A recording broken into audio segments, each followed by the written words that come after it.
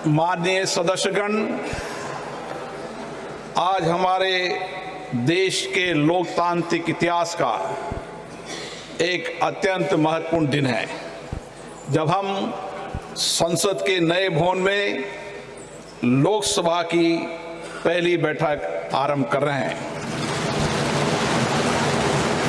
हमारा सौभाग्य है कि हमें संसद के पुराने और नए दोनों भवनों में अपने संसदीय दायित्वों के सम्यक निर्वहन का अवसर मिला।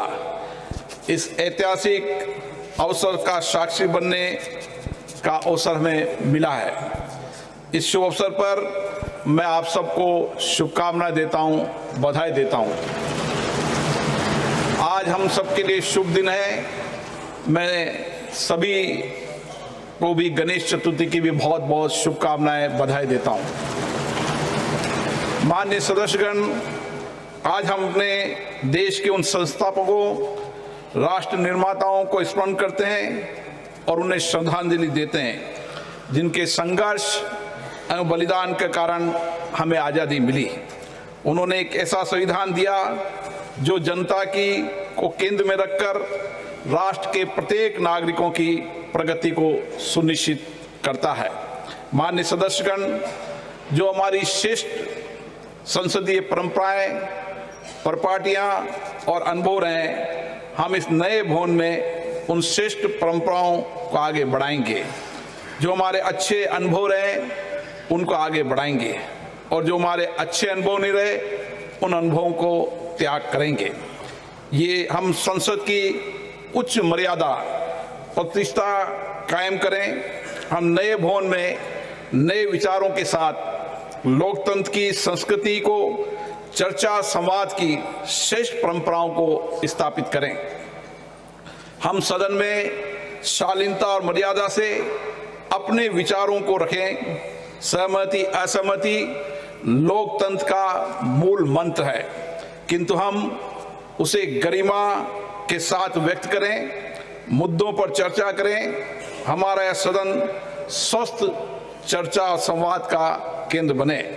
हमारे राजनीतिक और वैचारिक मतभेद हो सकते हैं, लेकिन हमने देश हित में एक साथ मिलकर बड़े फैसले लिए हैं। मुझे आशा है इस सदन में भी हम उसी परंपराओं का निर्वहन करेंगे। इसलिए मेरा आपसे आग्रह है कि नए भवन में हम एक ऐसे प्रतिमान स्थापित करें जिससे लोकतंत्र और लोकतांत्रिक संस्थाओं के प्रति जनता का विश्वास, भरोसा और मजबूत हो। आज हमारे सदन की गतिविधियों को सूचना प्रौद्योगिकी और नई तकनीक के माध्यम से पूरा देश देख रहा है। इसलिए हम इस नए भवन में देश की अपेक्षाओं, आकांक्षाओं के अनुरूप जनता के विश्वास और भरोसे को जीतने का प्रयास करें। उनके मुद्दे, उनकी आकांक्षाओं को जिम्मेदारी के साथ मर्यादित तरीके से सदन में रखें। माननीय सदस्यगण, सदन के सुचारू संचालन में सभी माननीय सदस्यों का सहयोग मुझे निरंतर मिलता रहा है। मुझे आशा है नए संसद भवन में भी, इस कक्ष में भी अच्छी परंपराओं और परिपाटियों को लागू करते हुए आप मुझे सहयोग करेंगे और सदन को सुव्यवस्थित नियमों प्रक्रियाओं से चलाने में मेरा सहयोग करेंगे। हमारा यह भवन हमारी विरासत, विविधता और आधुनिकता का भव्य संगम है। रिकॉर्ड समय में इस भवन का निर्माण सुनिश्चित करने के लिए मैं माननीय प्रधानमंत्री जी का हार्दिक धन्यवाद देता हूं। मैं भवन के निर्माण में योगदान के लिए भारत सरकार, लोकसभा सचिवालय और श्रमवीर कर्मयोगियों को भी इस हार्दिक धन्यवाद देता हूं। मुझे विश्वास है आज गणेश चतुर्थी के शुभ दिन पर हम नई ऊर्जा, नई उमंग, नए उत्साह, नए सपने के साथ संसद की कार्रवाई शुरू करेंगे। मैं अब माननीय प्रधानमंत्री जी से आग्रह करूंगा कि वह सदन को संबोधित करें।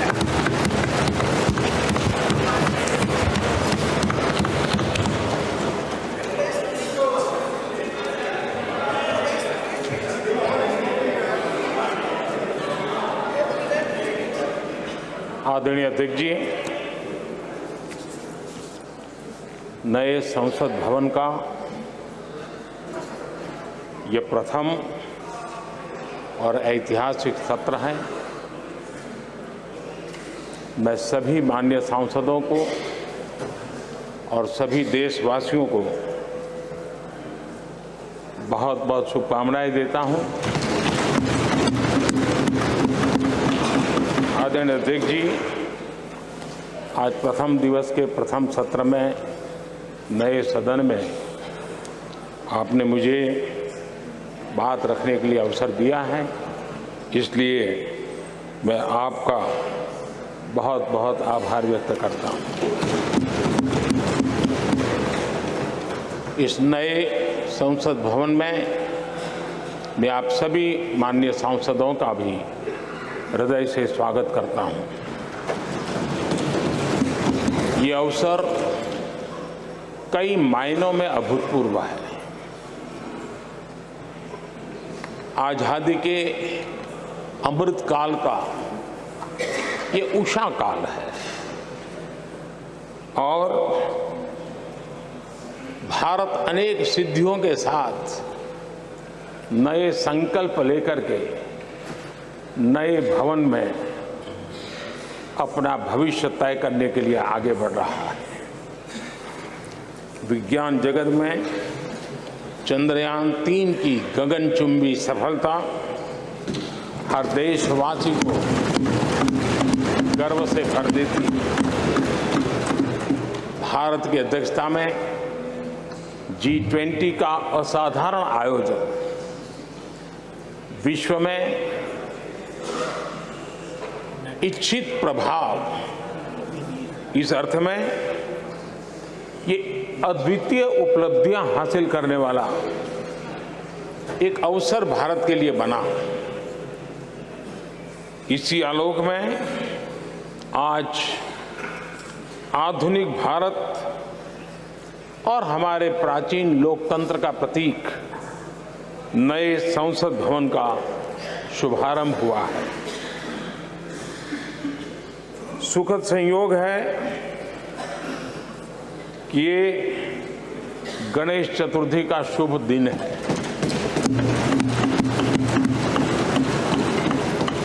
गणेश जी शुभता और सिद्धि के देवता है। गणेश जी विवेक और ज्ञान के भी देवता है। इस पावन दिवस पर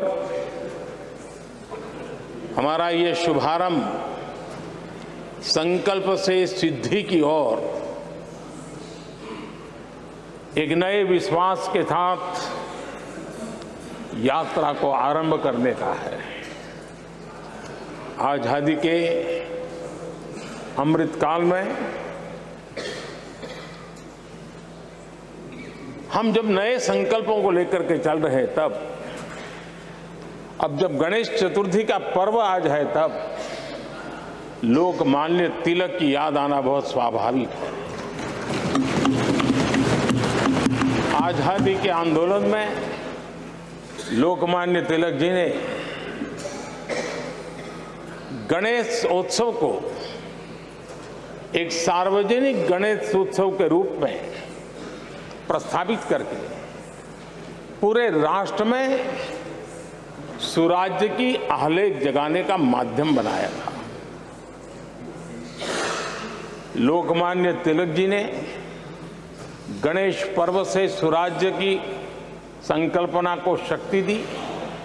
उसी प्रकार से आज ये गणेश चतुर्थी का पर्व लोकमान्य तिलक जी ने स्वतंत्र भारत स्वराज्य की बात कही थी। आज हम समृद्ध भारत गणेश चतुर्थी के पावन दिवस पर उसकी प्रेरणा के साथ आगे बढ़ रहे हैं।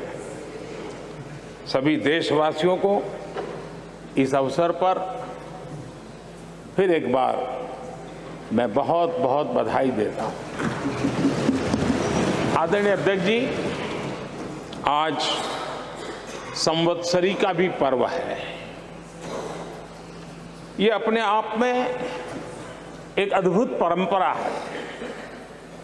इस दिन को एक प्रकार से क्षमा वाणी का भी पर्व कहते हैं। आज मिच्छामी दुक्कड़म कहने का दिन है।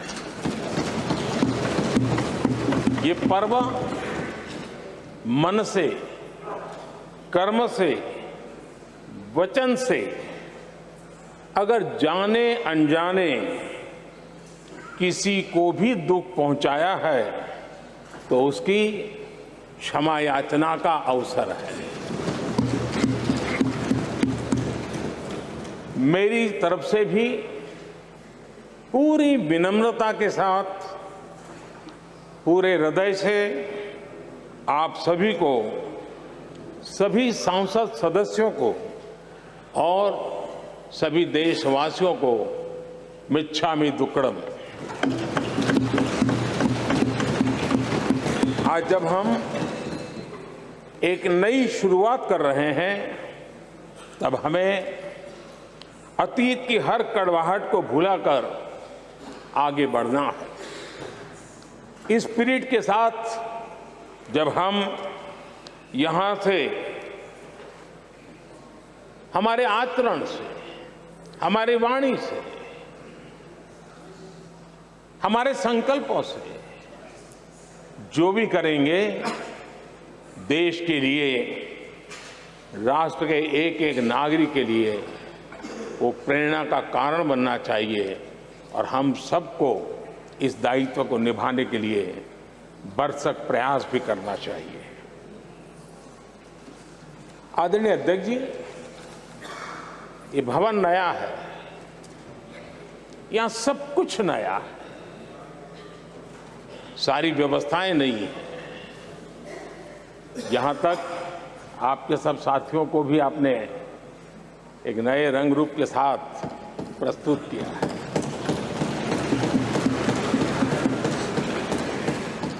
सब कुछ नया है, लेकिन यहां पर कल और आज को जोड़ती हुई एक बहुत बड़ी विरासत का प्रतीक भी मौजूद है। वो नया नहीं है, वो पुराना है और वो आजादी की पहली किरण का स्वयं साक्षी रहा है जो आज अभी हमारे बीच उपस्थित है। वो हमारे समृद्ध इतिहास को जोड़ता है और जब आज हम नए सदन में प्रवेश कर रहे हैं,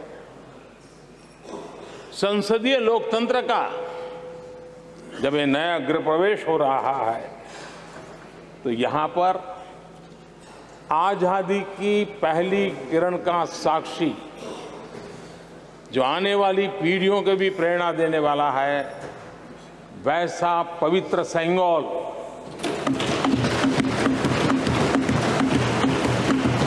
और ये वो सेंगोल है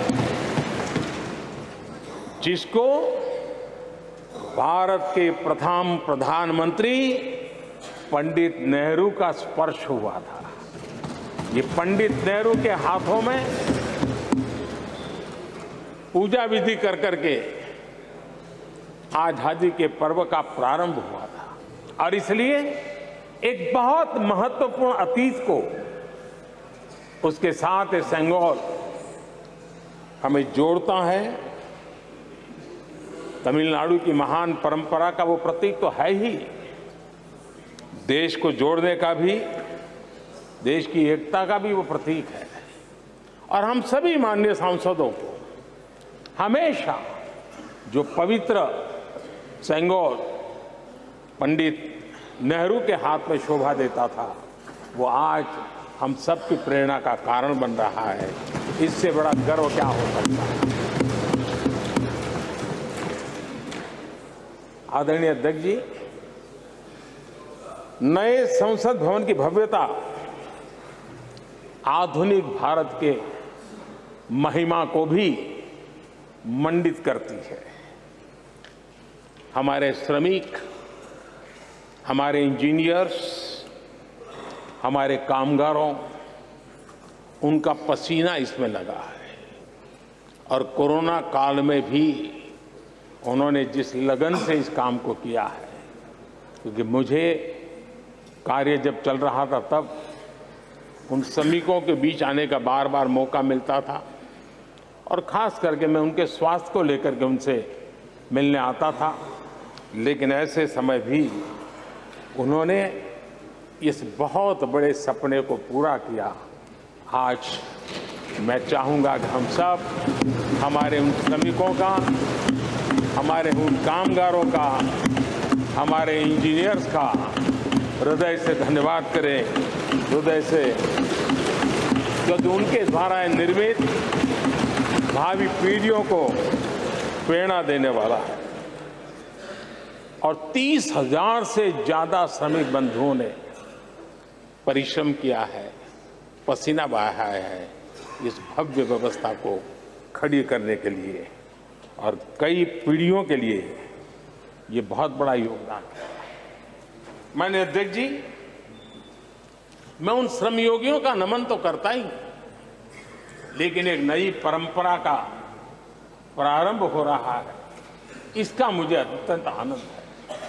इस सदन में एक डिजिटल बुक रखी गई है, जिस डिजिटल बुक में उन सभी श्रमिकों के पूरा परिचय इसमें रखा गया है, ताकि आने वाली पीढ़ियों को पता चलेगा कि हिंदुस्तान के किस कोने से कौन श्रमिक ने आकर के इस भव्य इमारत को, यानी उनके पसीने को भी अमरत्व देने का प्रयास इस सदन में हो रहा है। ये एक नई शुरुआत है, शुभ शुरुआत है और हम सब के लिए गर्व की शुरुआत है।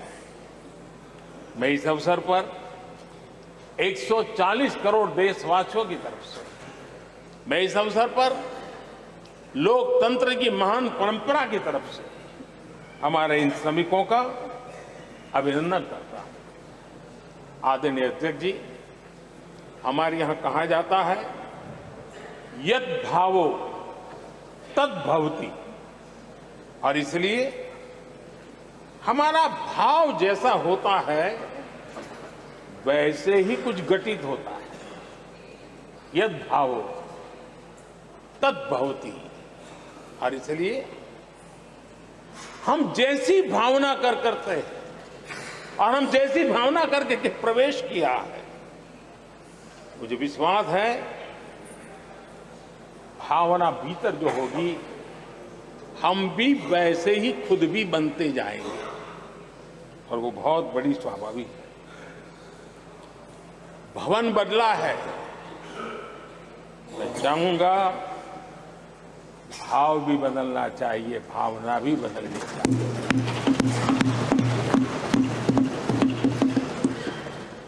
संसद राष्ट्र सेवा का सर्वोच्च स्थान है।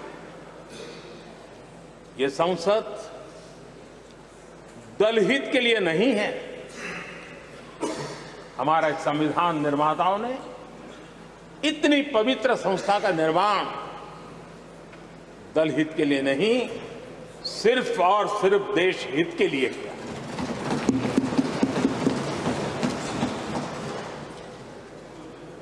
नए भवन में हम सभी अपने वाणी से, विचार से, आचार से संविधान के जो स्पिरिट है उन मानदंडों को लेकर के, नए संकल्पों के अनुसार नई भाव को लेकर के, नई भावना को लेकर के, मैं आशा करता हूं अध्यक्ष जी, आप कल भी कह रहे थे, आज भी कह रहे थे, कभी स्पष्ट कह रहे थे, कभी थोड़ा लपेट कर भी कह रहे थे, हम सांसदों के व्यवहार के संबंध में मैं मेरी तरफ से आपको आश्वासन देता हूं कि हमारा पूरा प्रयास रहेगा और मैं चाहूंगा कि सदन के नेता के नाते हम सभी सांसद आपकी आशा अपेक्षा में खरे उतरें, हम अनुशासन का पालन करें देश हमें देखता है, आप जैसा दिशा निर्देश करें। लेकिन माननीय अध्यक्ष जी, अभी चुनाव तो दूर है और जितना समय हमारे पास बचा है इस पार्लियामेंट के, मैं पक्का मानता हूं कि यहां जो व्यवहार होगा ये निर्धारित करेगा कि कौन यहां बैठने के लिए व्यवहार करता है और कौन वहां बैठने के लिए व्यवहार करता है। जो वहां ही बैठे रहना चाहता है उसका व्यवहार क्या होगा, और जो यहां आकर के भविष्य में बैठना चाहता है उसका व्यवहार क्या होगा, इसका फर्क बिल्कुल आने वाले महीनों में देश देखेगा और उनके बर्ताव से पता चलेगा, ये मुझे पूरा विश्वास है। आदरणीय अध्यक्ष जी, हमारे यहां वेदों में कहा गया है, सम्यच्च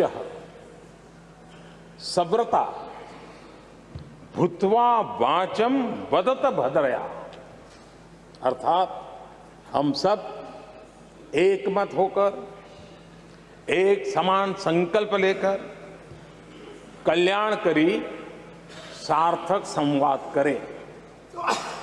यहां हमारे विचार अलग हो सकते हैं, विमर्श अलग हो सकते हैं, लेकिन हमारे संकल्प एकजुट ही होते हैं, एकजुट ही रहते हैं, और इसलिए हमें उसकी एकजुटता के लिए भी भरपूर प्रयास करता रहना चाहिए। आदरणीय अध्यक्ष जी, हमारी संसद ने राष्ट्रहित के तमाम बड़े अवसरों पर ही इसी भावना से काम किया है। न कोई इधर का है न उधर का है, सब कोई राष्ट्र के लिए करते रहे। मुझे आशा है इस नई शुरुआत के साथ इस संवादीय के वातावरण में और इस संसद के पूरे डिबेट में हम उस भावना को जितनी ज्यादा मजबूत करेंगे, हमारी आने वाली पीढ़ियों को अवश्य हम प्रेरणा देंगे। संसदीय परंपराओं की जो लक्ष्मण रेखा है, उन लक्ष्मण रेखा का पालन हम सबको करना चाहिए, और वो स्पीकर महोदय की अपेक्षा को हमें जरूर पूरा करने की कोशिश करनी चाहिए। आदरणीय अध्यक्ष जी, लोकतंत्र में राजनीति, नीति और शक्ति का इस्तेमाल ये समाज में प्रभावी बदलाव का एक बहुत बड़ा माध्यम होता है, और इसलिए स्पेस हो या स्पोर्ट्स हो, स्टार्टअप्स हो या सेल्फ हेल्प ग्रुप हो, हर क्षेत्र में दुनिया भारतीय महिलाओं की ताकत देख रही है। G20 की अध्यक्षता, विमेन लेड डेवलपमेंट की चर्चा, आज दुनिया इसका स्वागत कर रही है, स्वीकार कर रही है। दुनिया समझ रही है कि सिर्फ महिलाओं के विकास की बात इनफ नहीं है। हमें मानव जाति की विकास यात्रा में उस नए पड़ावों को अगर प्राप्त करना है, राष्ट्र के विकास यात्रा में हमने नई मंजिलों को पाना है, तो यह आवश्यक है कि विमेन लेड डेवलपमेंट को हम बल दें, और G20 में भारत की इस बात को विश्व ने स्वीकार किया है। महिला सशक्तिकरण की हमारी हर योजना ने महिला नेतृत्व करने की दिशा में बहुत सार्थक कदम उठाए हैं। आर्थिक समावेश को ध्यान में रखते हुए जनधन योजना शुरू की। 50 करोड़ लाभार्थियों में से भी अधिकतम महिला बैंक अकाउंट के धारक बनी है। ये अपने आप में बहुत बड़ा परिवर्तन भी है, नया विश्वास देता है। जब मुद्रा योजना रखी, ये देश गर्व कर सकता है कि उसमें बिना बैंक गारंटी 10 लाख रुपए की लोन देने की योजना, और उसका लाभ पूरे देश में सबसे ज्यादा महिलाओं ने उठाया। महिला एंटरप्रेन्योर का एक पूरा वातावरण देश में नजर आया। पीएम आवास योजना, पक्के घर, ये भी उसकी रजिस्ट्री ज्यादातर महिलाओं के नाम हुई, महिलाओं का मालिकाना हक बना। आदरणीय अध्यक्ष जी, हर देश की विकास यात्रा में ऐसे माइलस्टोन आते हैं जब वो गर्व से कहता है कि आज के दिन हम सब ने नया इतिहास रचा है। ऐसे कुल पल जीवन में प्राप्त होते हैं। और आदरणीय अध्यक्ष जी, नए सदन के प्रथम सत्र के प्रथम भाषण में मैं बड़े विश्वास और गर्व से कह रहा हूं कि आज की ये पल, आज का ये दिवस, संवत्सरी हो, गणेश चतुर्थी हो, उससे भी आशीर्वाद प्राप्त करते हुए इतिहास में नाम दर्ज करने वाला समय है।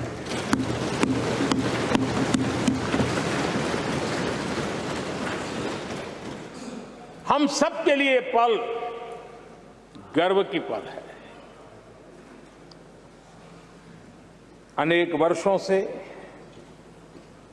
महिला आरक्षण के संबंध में बहुत चर्चाएं हुई हैं, बहुत वाद विवाद हुए हैं।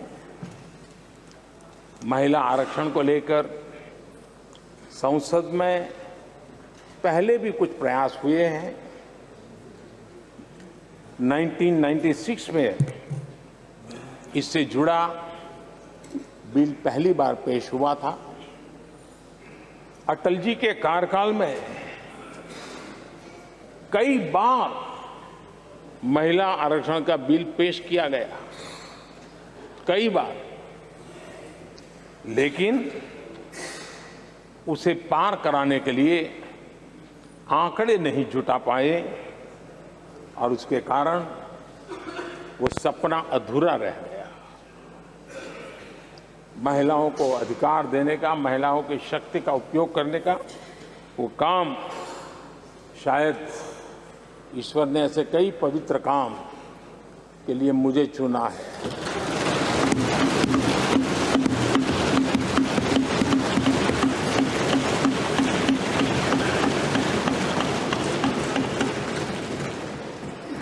एक बार फिर हमारी सरकार ने इस दिशा में कदम बढ़ाया है। कल ही कैबिनेट में महिला आरक्षण वाला जो विधेयक है उसको मंजूरी दी गई है।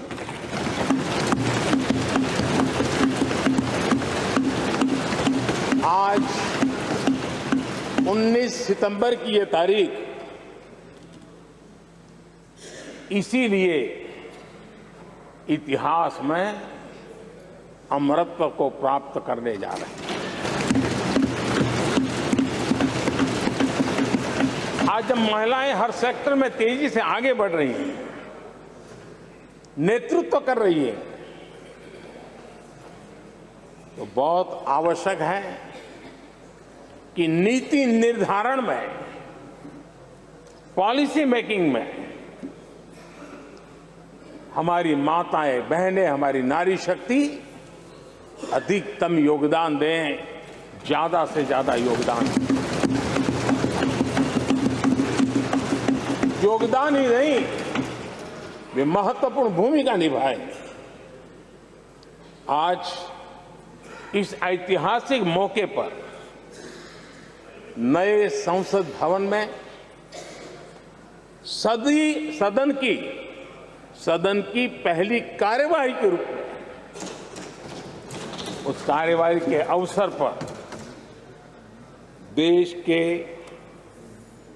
इस नए बदलाव का आह्वान किया है और देश की नारी शक्ति के लिए सभी सांसद मिलकर के नए प्रवेश द्वार खोल दें, इसका आरंभ हम इस महत्वपूर्ण निर्णय से करने जा रहे हैं। विमेन लेड डेवलपमेंट के अपने संकल्प को आगे बढ़ाते हुए हमारी सरकार आज एक प्रमुख संविधान संशोधन विधेयक प्रस्तुत कर रही है। इस विधेयक का लक्ष्य लोकसभा और विधानसभाओं में महिलाओं की भागीदारी का विस्तार करने का है। नारी शक्ति बंधन अधिनियम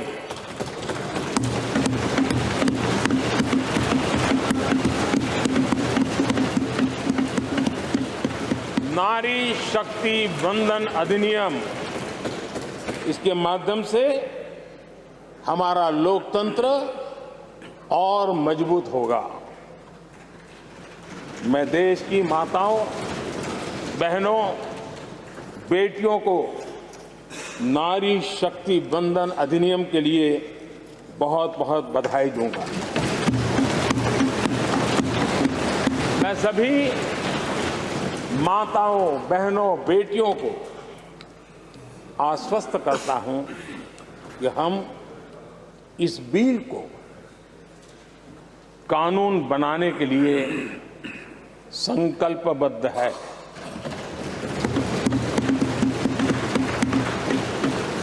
मैं इस सदन में सभी साथियों से आग्रहपूर्वक निवेदन करता हूं, आग्रह भी करता हूं,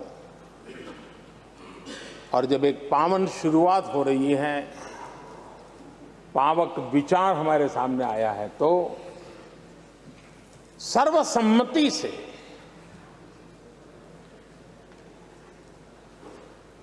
जब ये बिल कानून बनेगा तो उसकी ताकत अनेक गुना बढ़ जाएगी।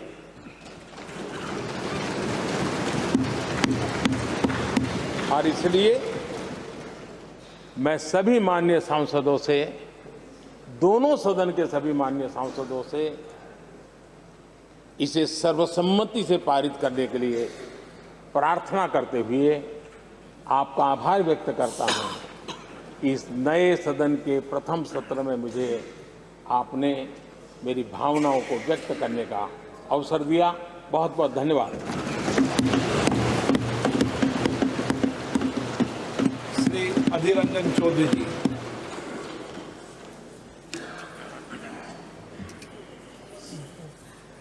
सर, सर्वप्रथम